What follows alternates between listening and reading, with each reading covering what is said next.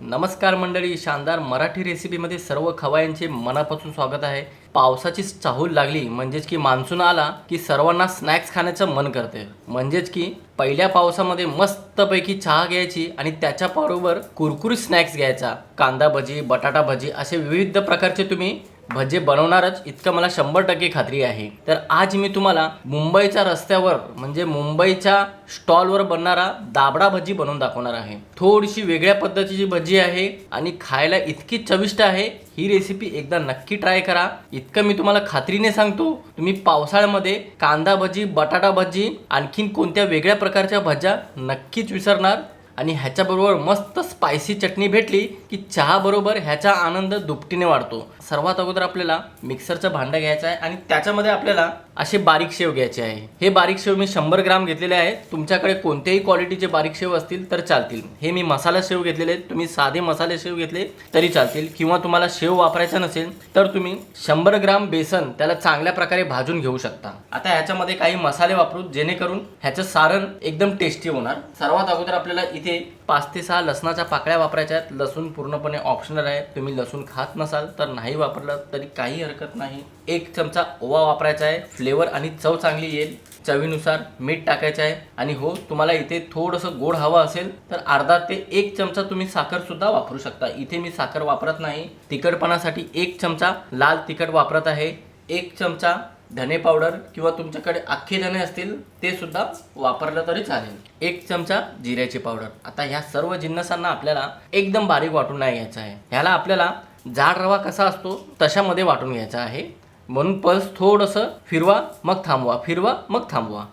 बारीक शेवचं सारण वाटून झालं की ह्याला आपल्याला मोठ्याशा प्लेटमध्ये काढून घ्यायचं आहे. आणि पाहू शकता मंडळी, असं एकदम रवाळ वाटून घ्यायचं आहे. म्हणजे ह्याची चव चांगली येणार बरं का. आता याच्यामध्ये आपल्याला बारीक कापलेली कोथिंबीर टाकायची आहे फ्लेवर चांगला येण्यासाठी. आणखीन ह्याची दुपटीने चव वाढण्यासाठी आणि चटपटीत होण्यासाठी इथे आपल्याला अर्धा ते 1 लिंबाचा रस टाकायचा आहे आणि चांगल्या प्रकारे हातानेच ह्याला एकजीव करायचं आहे. हे सारण बनवणं फारच महत्त्वाचं आहे ह्या दाबडा भजीसाठी. मुंबईच्या स्टॉलवर बहुतेक जणांनी ही रेसिपी खाल्ली असेल किंवा बघितली असेल तर तुमची प्रतिक्रिया मला कमेंट बॉक्समध्ये नक्की कळवा.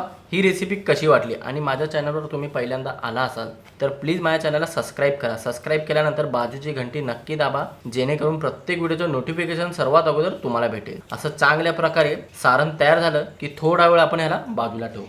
आता आपल्याला ह्याच मिक्सरच्या भांड्यामध्ये या भजीसाठी एक स्पेशल चटणी बनवायची आहे. त्यासाठी इथे मी 2 हिरव्या मिरच्या कापून घेतलेल्या आहेत. तिखट तुम्ही तुमच्या आवडीनुसार कमी जास्त करू शकता. 4 ते 5 लसणाच्या पाकळ्या व 1 इंच आलं घ्यायचं आहे. चव चांगली येईल.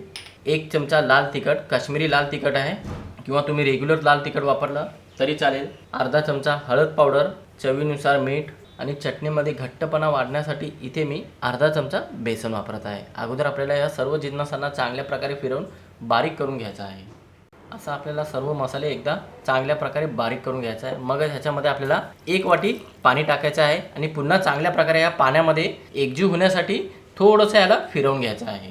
तर मंडळी, इथं चटणी शिजवण्यासाठी नॉनस्टिक पॅन घेतलेला आहे. तुम्ही कढाई घेतली तरी चालेल. पॅन चांगल्या प्रकारे गरम झालं की ह्याच्यामध्ये पूर्ण चटणी आपल्याला काढून घ्यायची आहे. आता आपल्याला गॅसला मंद ठेवायचा आहे आणि सतत चमचा चालवायचा आहे जोपर्यंत बेसनचा कच्चेपणा जात नाही आणि चटणीला हलकासा घट्टपणा येत नाही तोपर्यंत आपल्याला चमचा चालवतच जायचा आहे. तर मंडळी, फक्त 1 मिनिटानंतर चटणीला मस्त असा टेक्स्चर आलेला आहे. पाहू शकता हलकासा घट्टपणा आलेला आहे. आता काय करायचं, गॅस बंद करायचा आहे आणि ह्याला थोडंसं थंड करून घ्यायचं आहे. तर मंडळी, थोडंसं हे मिश्रण थंड झालेलं आहे म्हणजेच की चटणी थंड झालेली आहे. आता ही चटणी तर तशी तर पूर्ण झालेली आहे पण ह्याच्यामध्ये थोडीशी चटपटीत चव येण्यासाठी अर्ध्या लिंबाचा रस टाकायचा आहे आणि बारीक कापलेली कोथिंबीर टाकल्यावर या सर्व जिन्नसांना चांगल्या प्रकारे एकजीव करायचा आहे. अशी मस्त खमंग चटणी तयार झालेली आहे.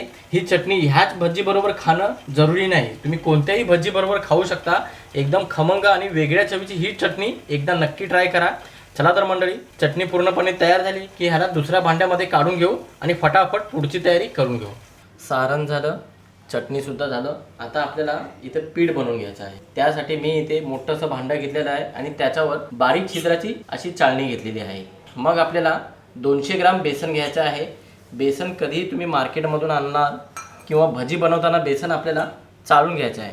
चाळून घेतल्याने काय होतं, पीठ एकदम हलकं फुल होतं आणि अशा गाठ्या असतात ना त्या विरघळून जातात, म्हणून आपल्याला पीठ चाळून घेणं महत्त्वाचं आहे. शिवाय भजी टम्म फुगली सुद्धा जाते आणि कुरकुरीतपणा जास्त येतो.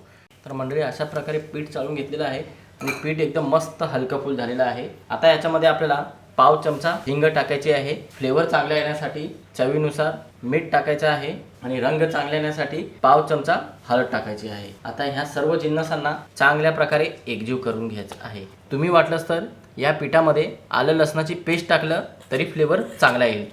असं चांगल्या प्रकारे एकजीव झालं की आता याच्यामध्ये आपल्याला थोडं थोडं पाणी वापरून ना जास्त घट्ट ना जास्त पातळ मीडियम टाईपमध्ये आपल्याला हे बॅटर बनवायचं आहे. आणि असं गाठ्या मोडत मोडत आपल्याला बॅटर बनवायचं आहे. एकदाच संपूर्ण पाणी टाकलं तर गुठळ्या बनण्याचे जास्त चान्सेस असतात, म्हणून थोडं थोडं पाणी टाकून बॅटर बनवून घ्या. मंडळी पाहू शकता असं मस्त गुळगुळीत आपल्याला हे भजीसाठी पीठ तयार करून घ्यायचं आहे. आता ह्याच्यामध्ये थोडंसं पाणी लागेल, 2 ते 3 चमचे पाणी लागू शकतं, पण ह्या वेळेस मी ह्या कन्सिस्टन्सीमध्ये हे पीठ बनवून घेतलेलं आहे.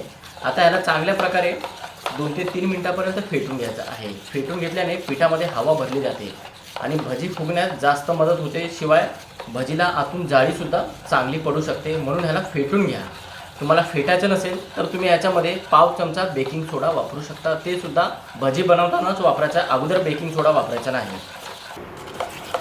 तर मंडळी 2 ते 3 मिनिटापर्यंत एका बाजूने फेटून घेतल्यामुळे बॅटर मस्त हलकंफुल झालेलं आहे आणि हलकासा पातळपणा वाढलेला आहे. आणि बॅटरचा रंग पाहू शकता, हलकासा लाईटसुद्धा झालेला आहे.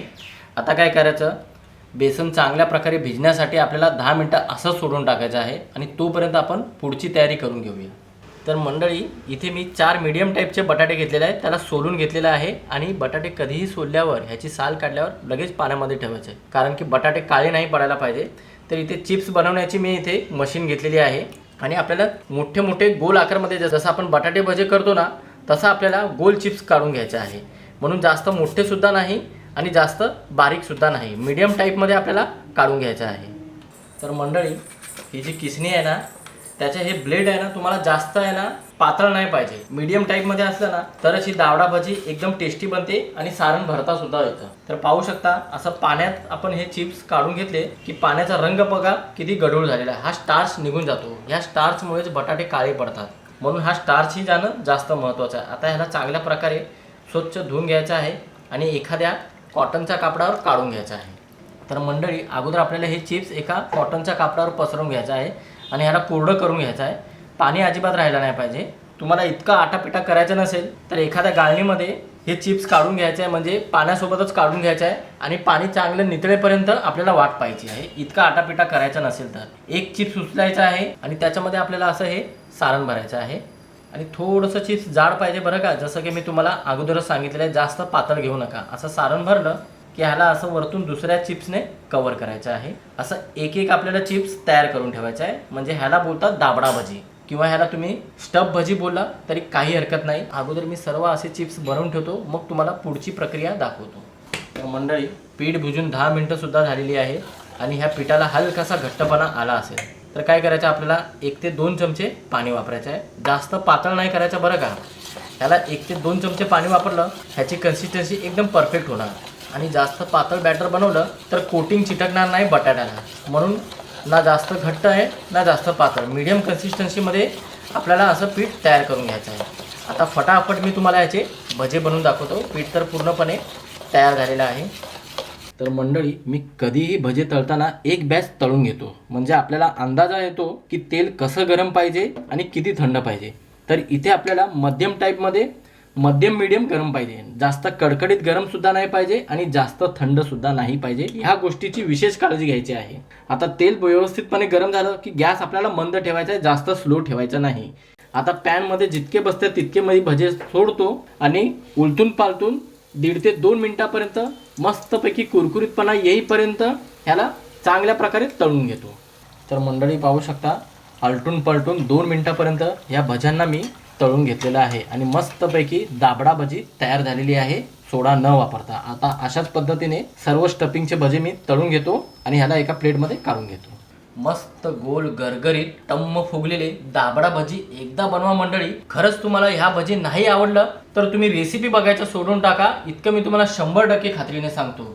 सोडा न वापरता फक्त ह्याला फेटून घ्यायचं चांगल्या पद्धतीने, मग पहा कुरकुरीतपणाही येतो आणि टम्म फुगतात सुद्धा. असं मस्त तळलेल्या मिरच्या आणि चहा असला, पावसाचा आनंद घेत चुचकी मारत मारत ही दाबडा भजी ट्राय करा आणि तुमची प्रतिक्रिया मला नक्की कळवा कशी वाटली. मी तुम्हाला एक तोडून दाखवतो. एकदम बाहेरून कुरकुरीत झालेली आहे आणि मधून एकदम सॉफ्ट. पाहू शकता मंडळी, जाळी काय मस्त पडलेली आहे, दिसते ना जाळी किती भारी पडलेली आहे आणि खायला तितकीच टेस्टी आहे बरं का, जितकी दिसायला सुंदर आहे. तर मंडळी, आजची रेसिपी कशी वाटली नक्की कळवा तुमची प्रतिक्रिया कमेंट बॉक्समध्ये. चला तर मंडळी, अशाच नवनवीन रेसिपीचं पुन्हा एकदा भेटूया. धन्यवाद.